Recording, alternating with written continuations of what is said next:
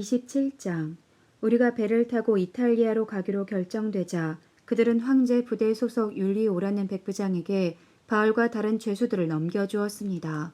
우리는 아드라무테노에서 온 배를 타고 떠났습니다. 그 배는 아시아 지방의 여러 항구를 거쳐가는 배였습니다. 데살로니가 출신의 마게도니아 사람인 아리스다고가 우리와 함께 가게 되었습니다. 이튿날 우리는 시돈에 도착했습니다. 율리오는 바울에게 매우 친절했습니다. 그는 바울이 자유롭게 친구들에게 갈 수 있게 해주었고 그들이 바울에게 쓸 것을 줄 수 있게 하였습니다. 시돈을 떠나 항해를 계속하려고 했을 때 맞바람이 세차게 불어와 키프로스 섬에 바짝부터 항해해야 했습니다. 우리는 길리기아와 밤빌리아 앞바다를 가로질러 항해한 후에 루기아 지방의 무라에 도착했습니다. 그곳에서 로마 군대 백부장은 알렉산드리아를 떠나 이탈리아로 가는 배를 발견하고 우리를 그 배에 태웠습니다. 우리는 며칠 동안 천천히 항해한 끝에 간신히 니도 앞바다에 이르게 되었습니다. 맞바람이 너무 세차게 불어와 우리가 가려던 항구로 더 이상 나아갈 수 없어서 살몬의 맞은편에 있는 크레타 섬을 끼고 항해하였습니다. 우리는 해안가를 따라 어렵게 항해하여 라세아라는 도시에 가까운 아름다운 항구 라하는 곳에 도착하였습니다. 시간을 많이 빼앗긴 데다가 이미 금식 기간도 지나 더 이상 항해하는 것이 위험했으므로 바울이 그들에게 충고했습니다. 여러분, 계속해서 항해를 하다가는 큰 어려움을 겪게 될 것이라고 생각합니다. 배와 짐만 손실되는 것이 아니라 우리 목숨까지도 잃게 될 것입니다. 그러나 백부장은 바울의 말을 듣기보다는 선장과 선주의 말을 더 믿었습니다. 그 항구는 겨울을 보내기에는 적당하지 못한 항구였기 때문에 사람들은 대부분 그곳을 떠나 베닉스에 가서 겨울을 보내고 싶어 했습니다. 베닉스는 크레타 섬에 있는 항구 도시인데 남서쪽과 북서쪽을 향해 위치한 곳이었습니다. 마침 남쪽에서 순풍이 불기 시작하자 사람들은 자기들의 계획대로 되리라고 생각했습니다. 그래서 그들은 닻을 올리고 크레타 섬 해안을 따라 항해하기 시작했습니다. 그런데 갑자기 유라굴로라고 부르는 폭풍이 섬 쪽에서 불어왔습니다. 배는 폭풍에 휘말려 바람을 거슬러 조금도 앞으로 나아가지를 못했습니다. 그래서 우리는 앞으로 가려는 노력을 포기하고 바람이 부는 대로 배를 내맡기고 표류하기 시작했습니다. 그러다가 가우다라는 작은 섬의 남쪽 방향으로 떠밀려 갈 때에 우리는 간신히 거룻배를 끌어올릴 수 있었습니다. 선원들은 거룻배를 끌어올린 다음에 밧줄로 동염했습니다. 그들은 배가 스르디아의 모래톱에 걸릴까 염려하여 돛을 내리고 배를 바람 부는 대로 떠밀려 가게 했습니다. 우리가 폭풍에 너무나도 시달리자 이튿날에는 선원들이 짐을 바다에 내던졌습니다. 3일째 되는 날에는 배의 장비마저 내어 던졌습니다. 우리는 며칠째 해도 보지 못하고 별도 보지 못했습니다. 바람은 계속해서 거세게 불어왔습니다. 결국 우리는 살아남을 수 있다는 희망을 모두 포기하고 말았습니다. 사람들이 오랫동안 아무것도 먹지 못하고 있는 가운데 바울이 일어나 그들에게 말했습니다. 여러분, 내가 크레타 섬을 떠나지 말자고 한 말을 들었어야 했습니다. 그랬다면 이런 손해를 입지 않았을 것이고 물건을 잃어버리지도 않았을 것입니다. 하지만 여러분, 이제 제가 권합니다. 용기를 내십시오. 이 배만 잃을 뿐 여러분 중에는 한 사람도 목숨을 잃지 않을 것입니다.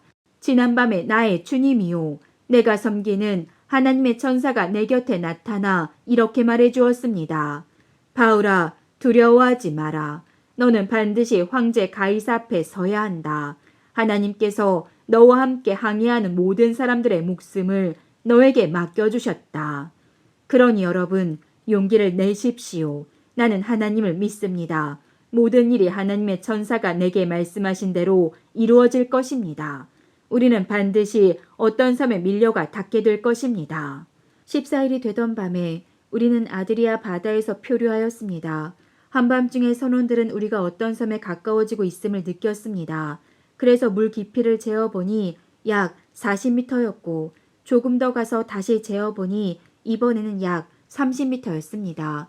우리는 혹시 암초에 걸리지는 않을까 염려가 되어 단 4개를 물에 던져놓고 날이 밝기를 기다렸습니다. 그런데 선원 몇 사람이 배에서 빠져나갈 속셈으로 배 앞쪽에 닻을 더 내린다는 구실로 거룻배를 물에 내렸습니다. 그러자 바울이 백부장과 군인들에게 이 사람들이 배에 남아있지 않으면 당신들마저 구조되지 못합니다. 라고 말했습니다. 그래서 군인들이 밧줄을 끊어서 거룻배를 떼어버렸습니다. 날이 밝을 무렵 바울은 모든 사람에게 음식을 먹으라고 권하면서 말했습니다. 지난 14일 동안 여러분은 마음을 졸이며 지금까지 아무것도 먹지 않고 지냈습니다. 하지만 이제는 음식을 드십시오. 그래야 살아남을 수 있습니다. 여러분 중에 그 누구도 머리카락 하나도 잃지 않을 것입니다. 바울은 이 말을 하고서 모든 사람 앞에서 빵을 들어 하나님께 감사기도를 드리고 빵을 떼어 먹기 시작했습니다. 그러자 사람들도 용기를 얻어 음식을 먹었습니다. 배 안에 있던 사람들은 모두 276명이었습니다. 사람들은 음식을 배불리 먹고 나서 식량을 바다에 던져 배를 가볍게 했습니다. 날이 밝았습니다. 사람들은 그곳이 어느 땅인지는 알 수 없었지만 그들의 눈에 모래밭에 있는 항만이 눈에 띄었습니다. 그래서 그들은 어떻게 해서든지 배를 모래밭에 대기로 작정하였습니다. 그들은 밧줄을 끊어서 닻을 바다에 내버리는 동시에 키를 묶은 밧줄을 풀었습니다. 그리고 앞돛을 올려서 바람을 타고 해안 쪽으로 배를 몰았습니다. 그러나 배는 두 물살이 만나는 곳에 들어가 모래톱에 걸리고 말았습니다.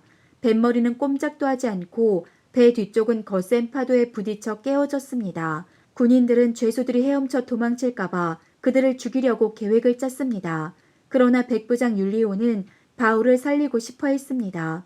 그는 군인들이 죄수를 죽이지 못하도록 헤엄칠 수 있는 사람들은 모두 바다로 뛰어들어 육지로 올라가라고 명령했습니다. 남은 사람들은 널판지나 부서진 배 조각을 붙잡고 나가게 명령했습니다. 그들은 모두 무사히 육지로 올라왔습니다. 28장. 우리는 육지에 무사히 오른 뒤에야 그 섬이 몰타 섬이라는 것을 알았습니다. 비가 오고 매우 추웠습니다. 섬 사람들은 우리에게 분에 넘치는 친절을 베풀며 불을 피워놓고 우리를 맞아주었습니다. 바울이 장작을 한 무더기 모아다가 불에 넣었는데 뜨거운 불 때문에 독사가 튀어나와 바울의 손을 물었습니다. 섬 사람들은 독사가 바울의 손에 매달려 있는 것을 보고 이 사람은 틀림없이 살인자다. 바다에서는 살아나왔는지 모르지만 정의의 신이 그를 살려두지 않을 것이다. 라며 서로 수군거렸습니다. 그러나 바울은 그 뱀을 불 속에 털어버렸고 아무런 해도 입지 않았습니다. 사람들은 바울의 몸이 부어오르거나 그가 갑자기 땅바닥에 쓰러져 죽으리라고 예상했습니다. 그런데 아무리 기다려도 바울에게 아무런 일이 일어나지 않자 그들은 바울을 달리 생각하게 되었습니다. 그들은 바울을 신이라고 불렀습니다. 그 근처에 그 섬의 추장인 보블리오가 땅을 소유하고 있었습니다. 그 사람이 우리를 자기 집으로 초대해서 3일 동안 친절하게 대접해 주었습니다. 때마침 보블리오의 아버지가 열병과 이질에 걸려 자리에 누워 있었습니다. 바울이 그를 찾아가 기도하고 그 사람의 몸에 손을 얹어 그를 낫게 하였습니다. 이 일이 있은 뒤에 그 섬에서 병을 앓고 있는 다른 사람들도 바울을 찾아와 고침을 받았습니다. 그 섬 사람들은 우리를 잘 대접해 주었습니다. 우리가 떠나려고 할 때 그들은 필요한 물건을 배에 실어 주었습니다. 석 달이 지난 후 우리는 그 섬에서 겨울을 보낸 알렉산드리아 배를 타고 뱃길에 올랐습니다.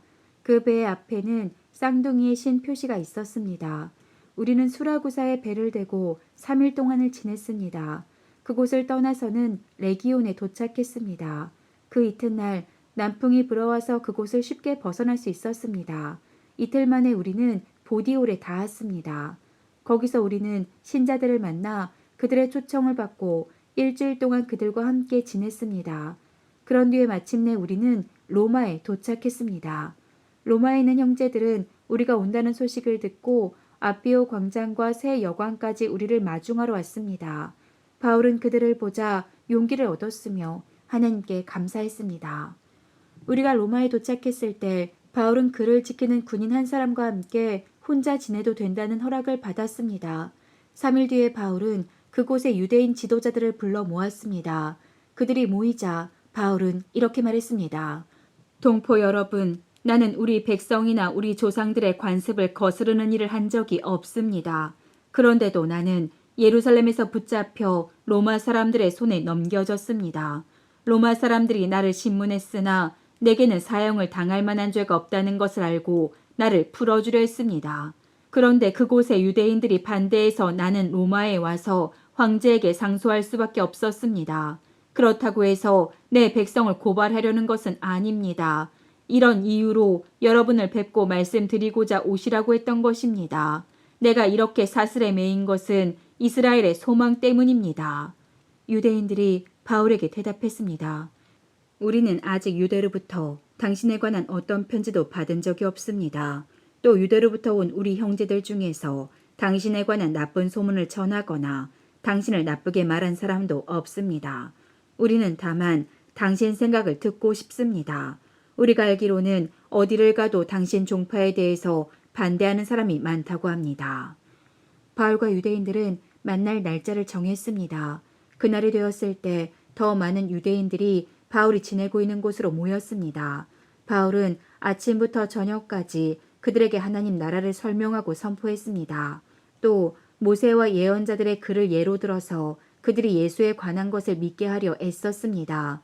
바울의 말을 믿는 사람들도 있었지만 믿지 않는 사람들도 있었습니다. 그들이 이처럼 의견이 갈린 채 헤어질 때에 바울이 한마디 말을 남겼습니다. 성령께서 예언자 이사야를 통해 여러분의 조상에게 말씀하신 것은 진리입니다. 이 백성에게 가서 말하여라. 너희가 듣기는 들어도 깨닫지 못하고 보기는 보아도 알지 못할 것이다. 이 백성의 마음이 무디어졌고 귀로는 듣지 못하며 눈은 감겼다. 이는 그들이 눈으로 보고 귀로 듣고 마음으로 깨닫고 내게 돌아와 고침을 받지 못하게 하려는 것이다. 그러므로 여러분은 하나님의 이 구원이 이방인들에게도 전파되었다는 것을 알아야 합니다. 그들은 들을 것입니다. 바울은 자기 셋집에서 꼬박 2년을 지내면서 자기를 찾아오는 사람들을 다 맞이하였습니다. 그는 담대하게 그리고 아무런 방해도 받지 않고 하나님의 나라를 전하고 주 예수 그리스도에 관해 가르쳤습니다.